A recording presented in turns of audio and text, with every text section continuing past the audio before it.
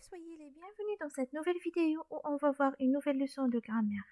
Notre leçon est intitulée l'attribut du sujet. À la fin de cette séance, vous devez être capable de savoir ça veut dire quoi un attribut du sujet et tout simplement de le reconnaître dans une phrase. Alors, si vous êtes prêts, allons-y, on commence. Alors voilà, comme d'habitude, vous avez ici quelques phrases. Vous essayez de les bien observer. Et après, je vais poser des questions pour entamer votre compréhension. Alors, c'est pas la peine de perdre le temps, je vais commencer à lire. J'observe et je découvre. En 1956, le Maroc devient indépendant. La deuxième phrase, les Marocains restent fidèles à leur roi. La phrase suivante, le Sahara occidental demeure une partie intégrante du Maroc. Et la dernière phrase, la maîtresse paraît fatiguée. C'est bon, c'est clair? Alors, la première des choses, vous essayez de savoir où est le sujet dans chaque phrase. On va commencer par la première phrase, comme exemple. En 1956, le Maroc devient indépendant. Alors ici, où est le sujet? Qui devient indépendant? Tout simplement, c'est le Maroc. C'est très bien. Alors, dans ce cas-là, on peut constater que le Maroc, c'est le sujet. Alors, où est le verbe? C'est devient. Très bien. Alors, c'est le verbe devenir. Alors, indépendant. Qui peut me dire la nature d'indépendant?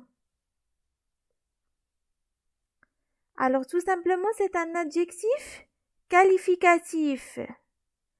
Qu'est-ce qu'il nous donne ce mot-là? Il nous donne une précision sur le sujet. Très bien. Comment il est devenu le Maroc? Regardons ici, indépendant. Alors, on l'appelle l'attribut du sujet. Et regardons ici le verbe devenir. Il nous montre l'état du Maroc et comment il est devenu. C'est bon? Alors ici, est-ce qu'on peut supprimer indépendant? On peut dire le Maroc devient, on s'arrête? Alors, est-ce que vous allez comprendre la phrase comme ça? Tout simplement, non. Parce qu'on ne peut pas dire le Maroc devient, on s'arrête. Alors c'est pas logique. Comment il est devenu? Par contre, si je vais terminer la phrase et je vais dire le Maroc devient indépendant, vous allez comprendre comment il est devenu, bien de quoi je parle en général. Alors tout simplement, on peut constater ici que devient, c'est le verbe devenir. Et c'est un verbe d'état. Alors dans les verbes, on peut trouver des verbes d'action et on peut trouver des verbes d'état. Alors regardons ici, les verbes d'état, on va les citer après et vous devez les apprendre, c'est bon? Et on a quelques verbes qui sont des verbes d'état. Et d'ailleurs, alors ça se voit dès le sens de la phrase. Alors, le verbe d'état nous montre l'état du sujet. Regardons ici, comment il est devenu le Maroc? Indépendant. C'est bon, c'est clair? Et ce qui se trouve après le verbe d'état, on ne peut pas le supprimer. C'est bon? Par contre, les verbes d'action, par exemple, je vais dire parler. Je peux dire que que le papa parle doucement. Alors, dans ce cas-là, je peux enlever doucement et je vais dire tout simplement le papa parle. C'est bon?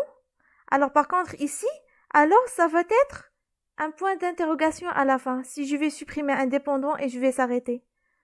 C'est bon, c'est clair? Alors, c'est ça la différence entre les verbes d'action et les verbes d'état.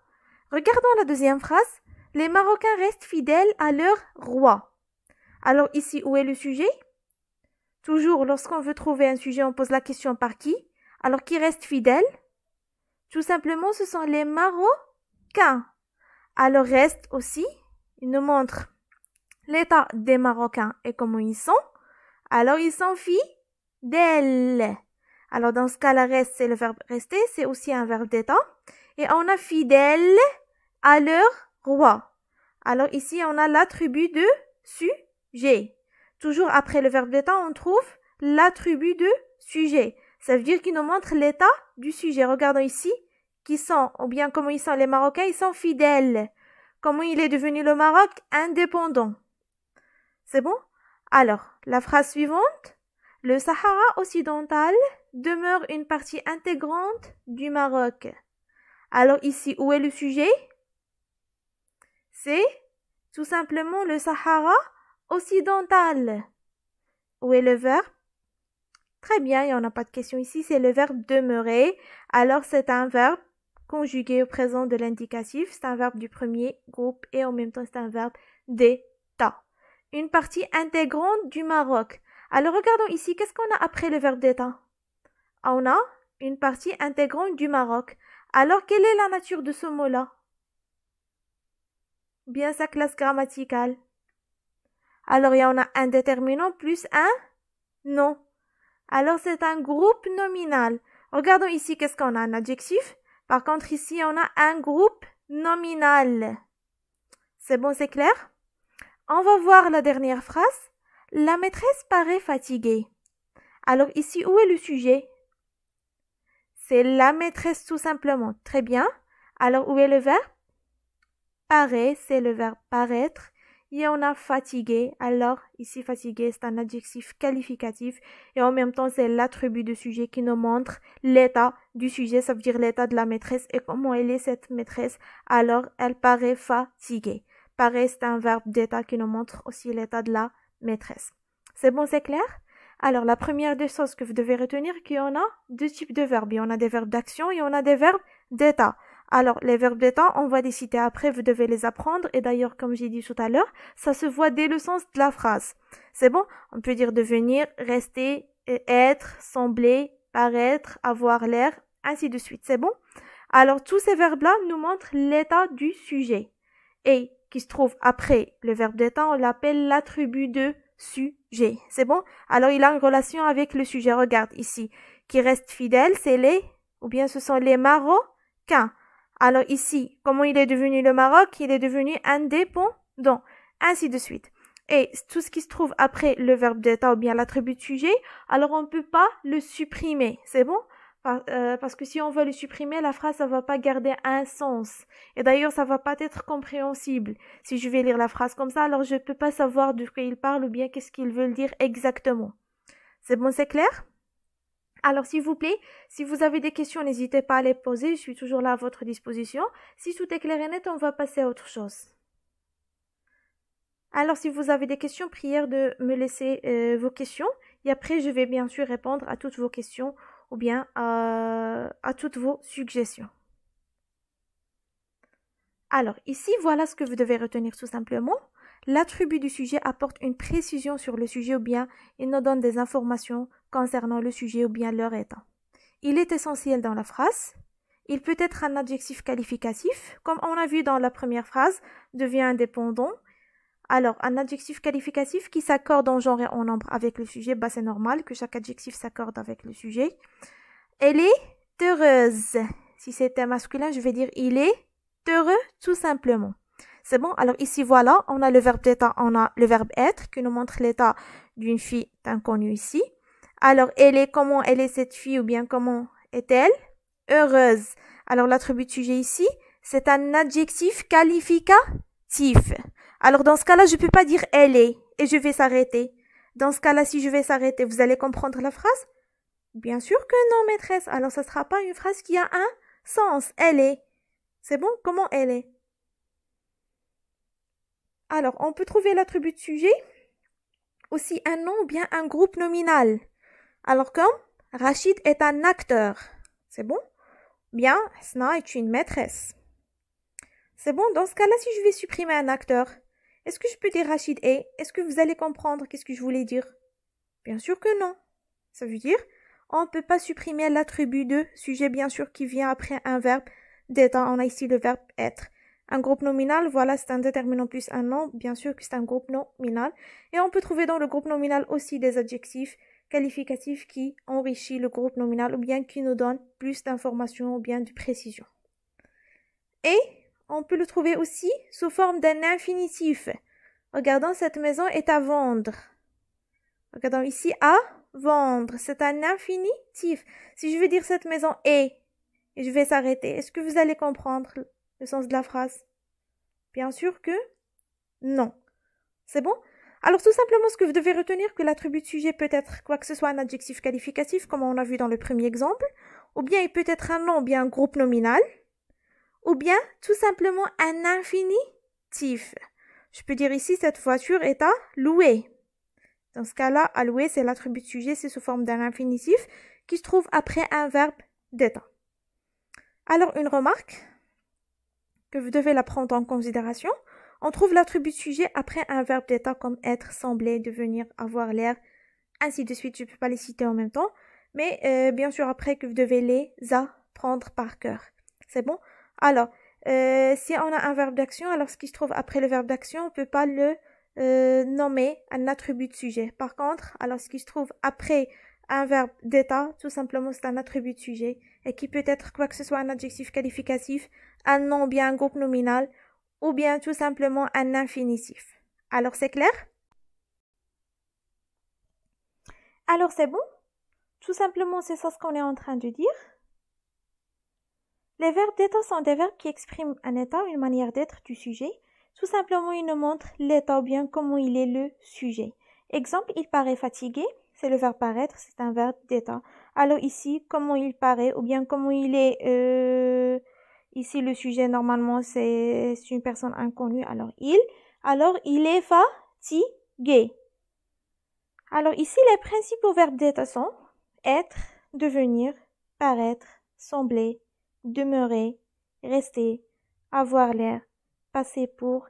Il y en a aussi pas mal de verbes qui sont des verbes d'état, mais les verbes principaux et les verbes qui sont plus utilisés et plus connus sont les suivants que vous devez les apprendre par cœur. Et d'ailleurs, comme j'ai déjà dit, ça se voit déjà dès le sens de la phrase. Lorsque vous lisez une phrase, automatiquement, vous devez savoir est-ce que le verbe ici nous montre l'état ou bien l'action du sujet. C'est bon? Ça veut dire comment il est le sujet ou bien qu'est-ce qu'il fait le sujet. C'est bon? Alors, si je vais dire ici, par exemple, il chante. Dans ce cas-là, alors, qu'est-ce qu'il fait le sujet? C'est l'action. Alors, il est en train de chanter. Par contre, si je vais dire il est heureux, alors comment il est le sujet? Il est heureux. C'est bon, c'est clair? Alors, voilà tout simplement, verbe d'état ou bien verbe d'action. On classe les verbes en deux catégories, c'est ça ce qu'on est en train de dire dès qu'on a commencé. Les verbes d'action et les verbes d'état. Les verbes d'action sont des verbes qui expriment une action faite ou subie par le sujet. Par exemple, je marche. Marche, c'est un verbe d'action. On peut laisser la phrase comme ça, sans rien ajouter à la fin. Et même si on va ajouter quelque chose, on peut la supprimer sans aucun problème. Par contre, ce qui se trouve après le verbe d'état, on peut pas le supprimer parce que la phrase, ça va pas devenir une phrase qui a un sens ou bien une phrase correcte à 100%. C'est bon, c'est clair? Alors voilà, tout simplement, c'est une conclusion de tout ce qu'on a fait. Alors l'attribut du sujet donne des informations sur le sujet.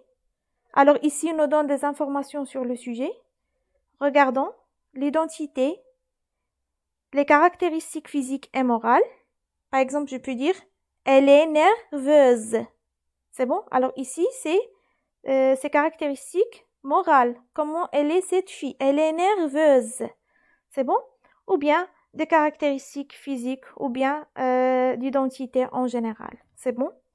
Alors, il complète le verbe. Ne peut pas être ni retiré ni supprimé. C'est ça ce que je suis en train de dire et j'insiste toujours sur ce point-là. L'attribut de sujet ne peut pas être supprimé, quoi que ce soit les conditions, parce que la phrase ne sera plus une phrase correcte à 100%. Alors, se situe derrière un verbe d'état, bien sûr, après les verbes d'état qu'on a déjà vus et qu'on les a déjà cités tout à l'heure, être, paraître, sembler, demeurer, rester, avoir l'air, ainsi de suite.